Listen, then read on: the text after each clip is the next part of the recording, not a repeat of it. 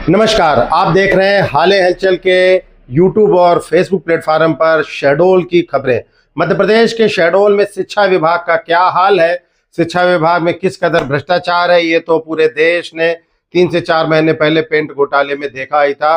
फिलहाल आपको ले चलते हैं एक और ऐसी खबर की और जो आने वाले दिनों में शिक्षा विभाग की बदहाली के साथ ही शहडोल के भविष्य पर संकट खड़ा कर देने वाली है, जहां कभी भी कोई भी बड़ी दुर्घटना हो सकती है और दुर्घटना से बचने के लिए एक नायाब तरीका निकाला गया है।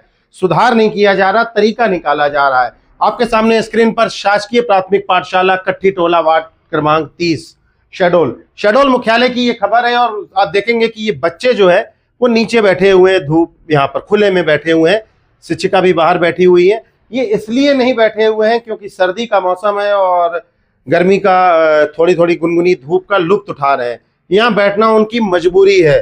कैसे मजबूरी है, क्या है पूरा मामला, आपको ये वीडियो दिखाते हैं हम।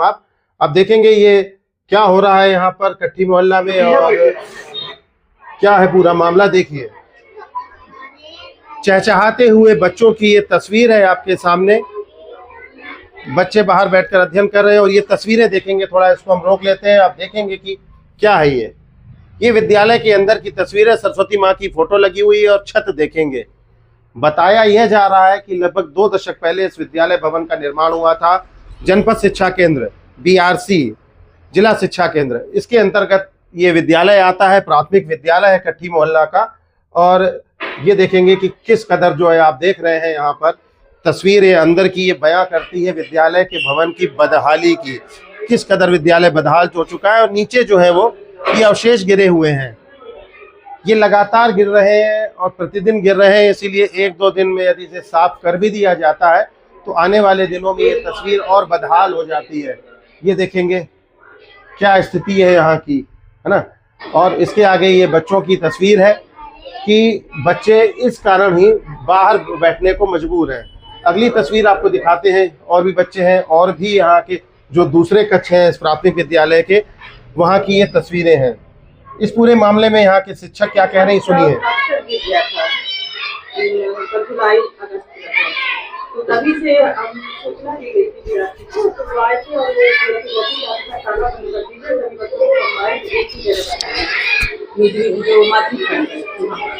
तो कितने बच्चे हैं दोनों में? 22 बच्चे हैं। 22 बच्चे। प्राथमिक और माध्यमिक।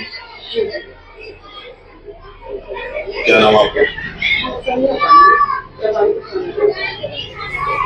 आपने सुना प्रभारी प्रधानाध्यापक श्रीमती संध्या पांडे क्या कह रही हैं। इसकी उसका कहना है कि हमने सूचना दी है, विभाग को लिखित में सूचना दी और इसका निरीक्षण भी पिछले 30 अगस्त को हुआ था। उसके बाद भी स्थिति नहीं सुधरी। ये ऊपर देख रहे हैं, छड़ें जो है वो झांक रही हैं बाहर और कुछ बच्चियां अंदर गई हैं कुछ देर के लिए। और इसके आगे की भी तस्वीरें आप देखिए। ये भाई साहब, मैं हूँ दानिश वार्ड नंबर 30 के पार्षद है। पार्षद क्या कह रहे हैं आप ये भी सुनिए। उन्होंने किसे शिकायत दी है शिक्षा विभाग में और कब तक व्यवस्था सुधरेगी। सवाल यह नहीं है कि बच्चे बाहर बैठ रहे हैं, सवाल यह भी नहीं है कि देश का भविष्य क्या होगा। सवाल तो यह भी है कि शहडोल में ही जब ये स्थिति है तो सुदूर गांवों की स्थिति क्या होगी। शहडोल मुख्यालय की ये तस्वीर है और यहाँ पर कलेक्टर बैठते हैं, कमिश्नर बैठते हैं, शिक्षा विभाग के तमाम आला अधिकारी, चाहे वो जनपद के हों चाहे जिले के हों, वो यहाँ पर बैठते हैं। और उनके बाद भी जब यहाँ की स्थिति ऐसी है तो दूर क्या होगा गांव में।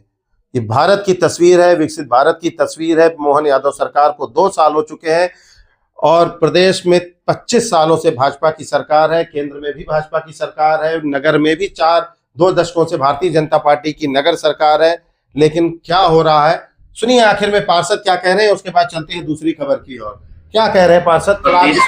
आज SIR की जो मतदाता सूची हुई थी उसका आज प्रकाशन होना था। जो सूचियां बन चुकी है, जो भी मतदाता थे पूरे, और ये हमारा जो स्कूल है ये हमारा मतदान केंद्र भी है। हमारे वार्ड नंबर 30 का 191 और 192 अभी बदल गया, 201 और 202 हो गया। उसी में वो निरीक्षण के मतदाता सूची निरीक्षण में हम आए थे और मैंने यहाँ आया तो मैंने यहाँ के अध्यापकों से पूछा कि बच्चे बाहर क्यों पढ़ रहे हैं। तो उन्होंने मुझे बताया कि भैया वो छत क्लास के ऊपर से गिर गई है। तो फिर जब मैं वहाँ पे खोला तो देखा कि ऐसा हुआ है। तो मैंने BRC मिश्रा जी से बात की वहाँ पे। मैं बोला कि साहब ऐसा क्या है कि छत कैसे गिरी और इस पे क्या हुआ कार्रवाई। तो उन्होंने बोला कि भैया आप नगर पालिका से कुछ करा दीजिए। मैं बोला बिल्कुल हम नगर पालिका से करवा सकते हैं, लेकिन आपने क्या किया कार्रवाई ये बताएं। तो बोला मैंने बीआरसी और एक दो विभाग का और भी नाम उन्होंने बताया। बोला वहाँ पे हमने लिख के दिया है। मैंने यहाँ पता लगाया कि मामला है जुलाई में जो बरसात हो रही थी तब से छत गिरा और तब से बच्चों को इस तरीके से यहाँ पे काम हो रहा है। अभी मैं आज आया और इस तरीके की स्थिति देखा हूँ। तो यहाँ का जो ये पाठशाला है प्राथमिक वाला, वो कम से कम 25-30 वर्ष पुराना हो चुका है।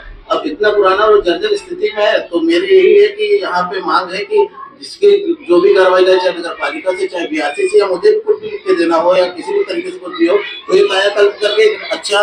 पार्षद जी ने तो यह कहकर अपना पल्ला भी झाड़ दिया कि मैंने फोन कर दिया है, लोगों को बता दिया है, लेकिन यदि कोई जनहानि होती है, बच्चों के साथ यदि कोई घटना होती है, तो उसका जिम्मेदार कौन होगा। कुछ दिनों तक घड़ियाली आंसू बहाए जाएंगे, शोक प्रकट किया जाएगा, उसके बाद जांच बैठा दी जाएगी और फिर सब कुछ सामान्य हो जाएगा। संभागीय मुख्यालय का ये हाल है साहब। प्रदेश के उप मुख्यमंत्री हमारे जिले के पालक मंत्री भी हैं, मुख्यालय की ये स्थिति है। आसपास कांग्रेस के जिला अध्यक्ष भी रहते हैं और भाजपा के जिला अध्यक्ष भी शहर में ही रहते हैं। तो क्या उनकी कोई नैतिक जिम्मेदारी नहीं बनती राजनीतिक दल के मुखिया होने के नाते?